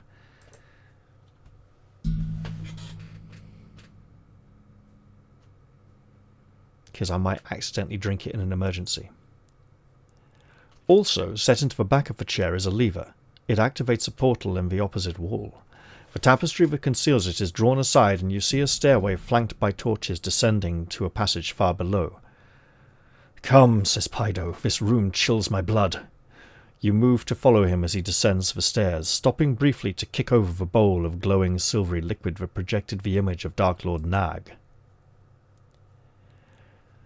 The stairs lead down to a vast network of catacombs that stretch in every direction and allow us to return to 13. Oh, I could have removed the 8 already.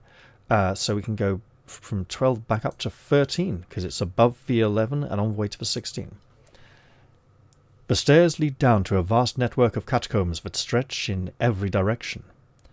It would be easy to lose yourself in this maze of tunnels, but your Kai tracking skills, heightened by the pressing need to escape from a monastery, help you avoid the hazards and dead ends of these sprawling burial vaults. Following the sound of dripping water, you discover a circular stone trapdoor in the ceiling. Pydo cups his hands around your foot and lifts you nearer the tunnel roof, enabling you to open the trapdoor. Don't you open that trapdoor, 'cause there's something down there. It's us. And we'll fuck you up with a somersault if you try and stand in our way. Early morning daylight streams into the passage as you lift the slab of wet stone and slide it aside. You emerge at the courtyard on the north side of the monastery. 2 monks stand guard at the double doors of a low, timber-framed building on the other side of the paved enclosure. Fortunately, a line of bushy fruit trees that encircles the courtyard provide all the cover you need to avoid your watchful eyes. You crouch in the shadows and watch as the monks leave their posts to enter the building. Minutes later, the doors swing open and they reappear, both on horseback, riding off through an archway to the right. The courtyard is now empty, but you curse their departure, for the horses they are riding belong to you and Pydo. Fortunately, we didn't leave a load of stuff in our saddlebags last night when we left our horses here, so they haven't ridden off with our map or our free pass or anything. We haven't been told to remove certain items that were stored on the horses. We will absolutely enter the stables and recover another point of endurance, up to 14 as we do so, because we may very well need it in the near future. The stable is full of fine horses, all of them as sound and sturdy as the mounts given to you by Lord Adamas. Pydo acts as lookout while you saddle up 2 black stallions.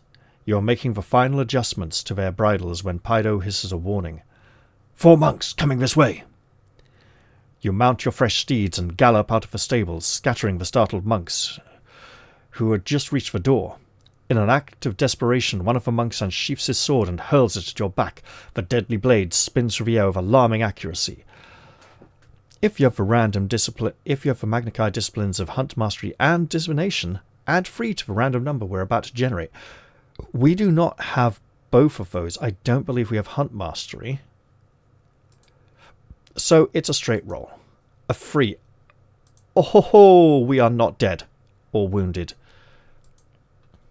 The sword whistles past your head and gouges a chunk of stone from the courtyard arch, and will ride on, back up to 15 endurance points.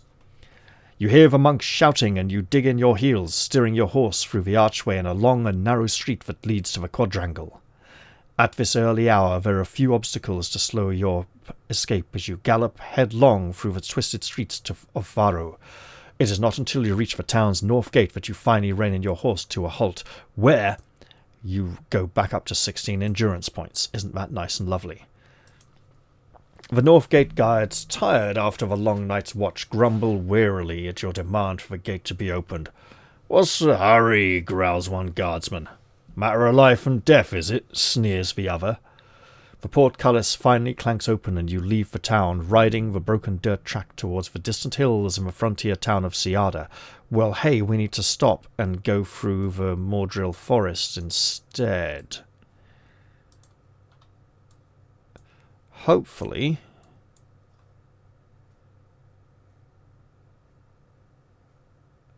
Well, shit. How do we get to veer off and go that way? We didn't get a chance to head off through the Mordril forest from after meeting the fortune teller who told us to go that way. So theoretically, before Ciada, we'll have a chance to head off into it, because it does go all the way up here to very near the town edge. Grey-brown grasses brush your shins as you cross this wild, uncultivated plain. Accompanying your ride is an unnatural silence which is broken only occasionally by the cawing of ravens circling like vultures overhead. And, as I mentioned previously, we know the Darklords and their servants like to use crows and ravens as messengers and spies. By midday, you are among the hills. The terrain becomes increasingly rocky, undulating like a storm-tossed ocean. The tall plains grass has given way to sad little plants, scraggy and deformed, stunted by the winds that sweep down from the barren wastes of Ogia. The track passes through a narrow valley where a small stone cabin stands before the entrance to a disused mine shaft. As you approach the cabin, you see a face at the window, and once again, we will approach the cabin. I know what I'm doing. You peer through the tiny circular window where you saw the face, but the gloomy interior looks deserted. The stone cabin consists of 2 rooms, one at the front and one at the rear. "Anyone at home?" you call in a friendly voice, but you receive no reply. But you do also go back up to 17 endurance points. Silently, you motion to Pydo to investigate the rear of the hut while you enter at the front. We do possess the discipline of divination. You sense that someone is hiding behind the door. He or she is armed and intends to attack you as you enter the hut. Let's draw a weapon before entering the door, but also go back up to 18 endurance points before we get into a fight. You push open the door and step inside, your weapon poised to counter any sudden attack. The door slams shut and a sour-faced rogue leaps out of the shadows and attacks you with a pickaxe handle. The roguish miner has a combat skill of 17 and temporarily 25 endurance points. However, we're on combat skill 34, so we're at +7. It ain't looking good for him.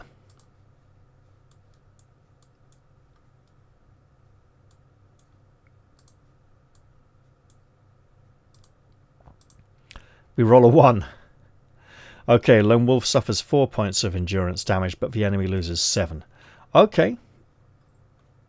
It's all okay. Damage is transient. You know, we're constantly regenerating. He, on the other hand, is not, and is about to be on receiving end of another round of combat. Lone Wolf suffers no damage and the enemy loses 18, felling him instantly. He got a hit in, okay? Good for him. Great.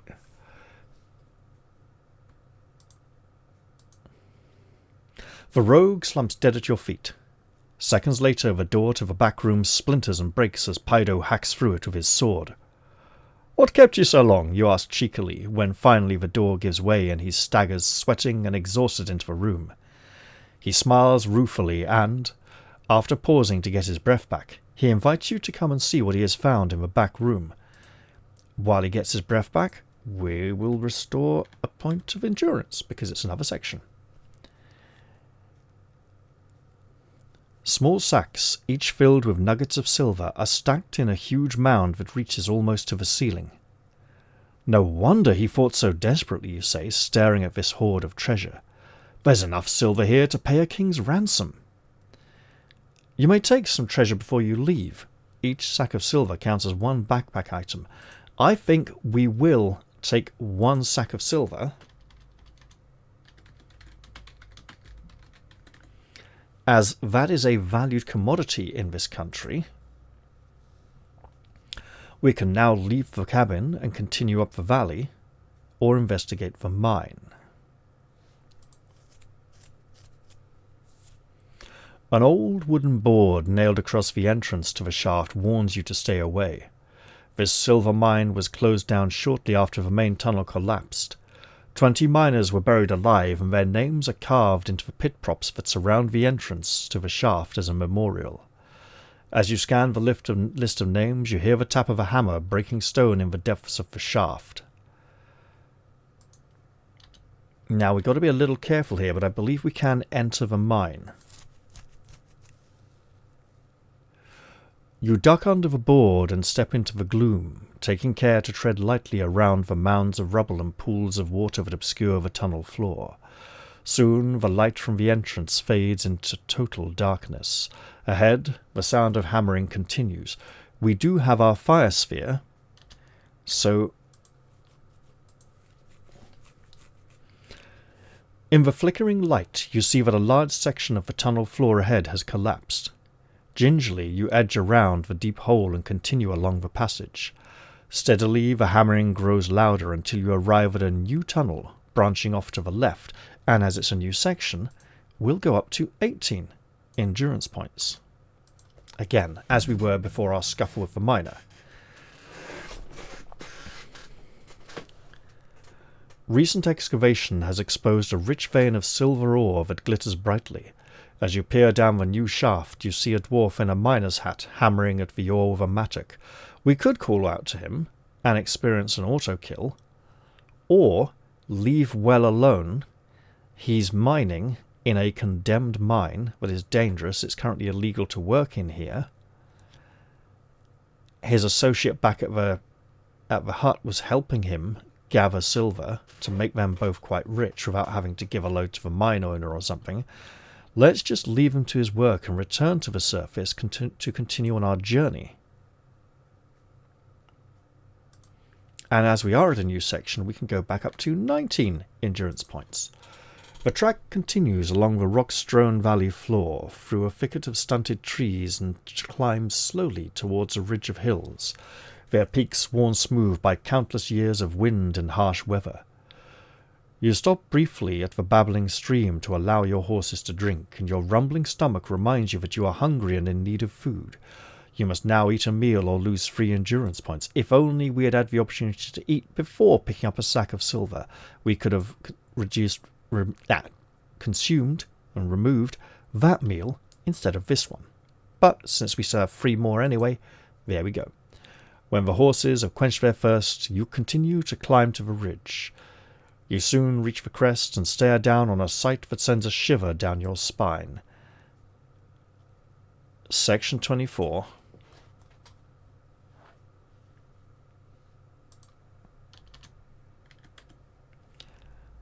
Already healed. But what do you mean, Raph? You haven't healed already. Yes, I bloody have. I'm doing it right now because I'm going to end the episode here. And I don't want to accidentally gain a point of healing at the start of the next episode, because that is a very memorable illustration, will be a good one for the thumbnail for the next episode. I hope you all enjoyed this one, grumbling and life problems at the beginning notwithstanding, and I'll look forward to see you all in the very next episode.